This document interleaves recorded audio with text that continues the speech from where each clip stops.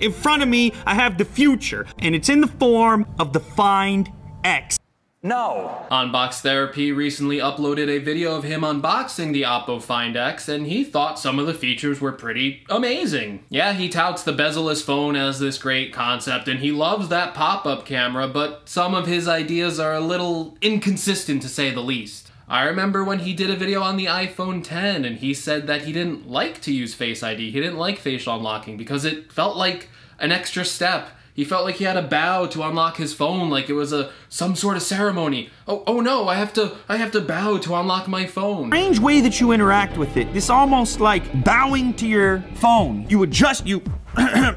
He also said it was too slow and that you had to swipe up on the home screen to unlock it. Swipe up. It's a two-step process. Even though he does the same exact gesture unboxing the Oppo Find X, he does the same swipe up gesture, and on top of that, it's not only that with the iPhone X you pick it up, it sees your face, it unlocks it, but now you have to wait for the top part of the display to pop up.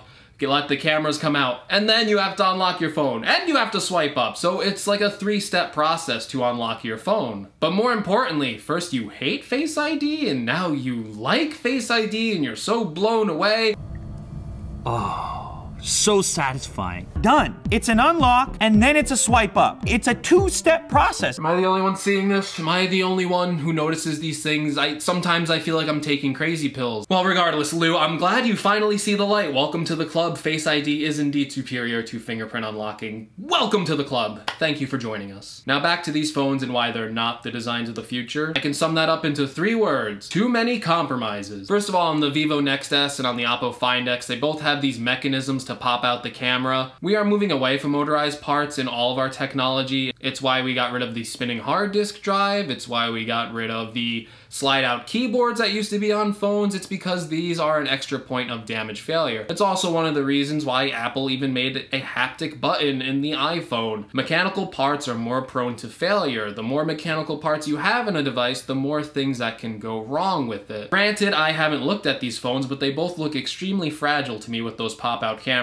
And on top of that, I can't even tell you if they're fragile because I can't go out and buy either of these phones today. It's literally impossible. Maybe if I'm in China, I could buy them, but they're not selling them to the US anytime soon. So aside from the overall fragility of the device, there's still other things not to like about these phones. Both cameras need to pop out to take a selfie or do a video call, something that I think most people probably do every day. It's not a rare occurrence for people to be using their phone to, video chat or, God forbid, take a selfie. On top of that, the Oppo even needs to pop out just to take a rear picture. Why couldn't they just put the cameras a little bit lower? Did the engineers not think of that? Is this so bad to have a camera on the back that you constantly have access to, that you can go ahead and take pictures? How many times do you want to take a picture during the day? Maybe you only have seconds to get that camera to pop up. Do you really want to wait for the camera to pop up? Or maybe there's a malfunction that's gonna happen?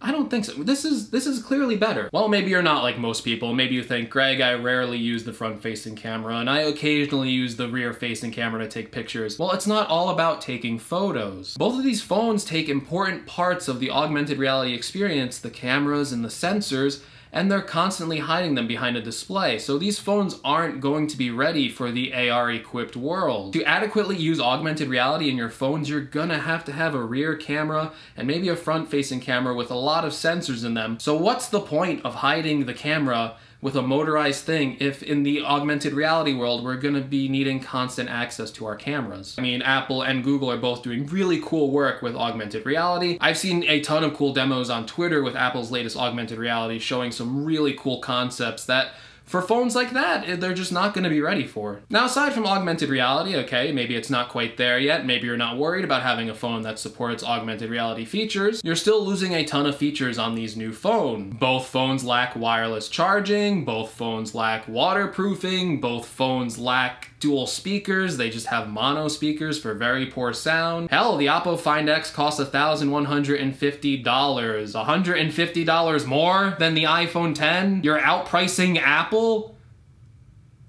Good luck with that, Oppo. Good luck selling your phone. Also, if you're gonna go completely bezel-less, why don't you fold the OLED panel behind the chin like Apple does? Are your engineers not smart enough to do this? Could you not buy an iPhone 10, rip it open, and find out how Apple did it? Maybe you don't want to copy Apple this time, but this is probably a feature you should be copying from Apple. So before you go ranting and raving in the comments, yes, I want bezel-less phones. I just don't think this is the right approach to get there. Putting in a motorized part that could easily break, sacrificing on all of the features I mentioned, it's just not the way to get there. I would much rather have the notch at the top of the phone until we can find a way to hide the cameras and sensors completely behind the display. The notch just simply represents the best compromise we can currently take until we get to the all bezel-less smartphone. But hey, that's just my opinion on why I think those phones aren't the future of smartphones and something like the iPhone 10 is heading in the right direction. Okay guys, thanks for watching. If you liked the video, make sure you leave a like. Let me know what you think of the Vivo NEX S and the Oppo Find X in the comments below. I am actually really curious to see what people think. If this is the future smartphone design, or if you more agree with me that it's not really the future of the smartphone, that something like the iPhone 10 or even the Samsung Galaxy series is actually the better design choice. And as always guys, make sure you subscribe to my channel to see more, and I will see you in the next video. Take care everyone.